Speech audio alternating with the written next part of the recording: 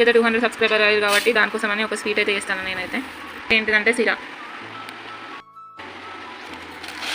అయితే నెయ్యి వేసుకోవాలి. నెయ్యి హీట్ అయిన తర్వాత మనం గ్లాస్తో కొలుచుకున్న దొడ్డుకుమని అయితే నెయ్యిలో అయితే వేసుకోవాలి. మంచిగా లో ఫ్లేమ్లో అయితే దొడ్డుకుమని అయితే నెయ్యిలో వేయించుకోవాలి. ఎక్కువ గ్యాస్ పెడితే అయితే మొత్తం ఆడిపోద్ది. లో ఫ్లేమ్లో మనం ఈ ఉప్మాని అయితే ఎన్ని గ్లాస్ అయితే తీసుకున్నామో దానికి డబుల్ అయితేనే ఉడుకుతుంది. పాలైనా వాటర్ అయినా కూడా. సో 200 సబ్స్క్రైబర్స్ అయితే అసలు అనుకోలేదు అవుతారని అయితే నేనైతే.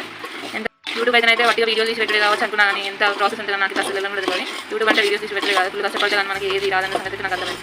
అయితే రోస్ట్ అయిపోయింది. అడగంటుకోకుండా అయితే చూసుకోవాలి. ఫస్ట్ అయితే మంచిగా రోస్ట్ అయిన తర్వాత అదైతే ఒక ప్లేట్లోకి షిఫ్ట్ చేసుకోవాలి. అయితే ఏ గ్లాస్ తోటి అయితే ఉప్మా రవ్వ మెజర్మెంట్ తీసుకున్నామో ఆ గ్లాస్ తోటి అయితే 2 గ్లాసెస్ ఆఫ్ పాలు, ఒక గ్లాస్ వాటర్ అయితే తీసుకోవాలి. దాంట్లోనే ఒక 2-3 చక్కెర అయితే వేసుకుంటున్నాం. ఇప్పుడైతే చూసింది కదా పాలు అయితే పొంగొచ్చినాయి. మంచిగా పాలు పొంగొచ్చినాయంటేనే మనమైతే రవ్వనైతే వేసుకోవాలి.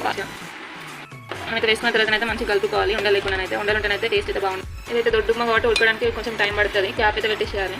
టేస్ట్ అయితే చాలా బాగుంటుంది.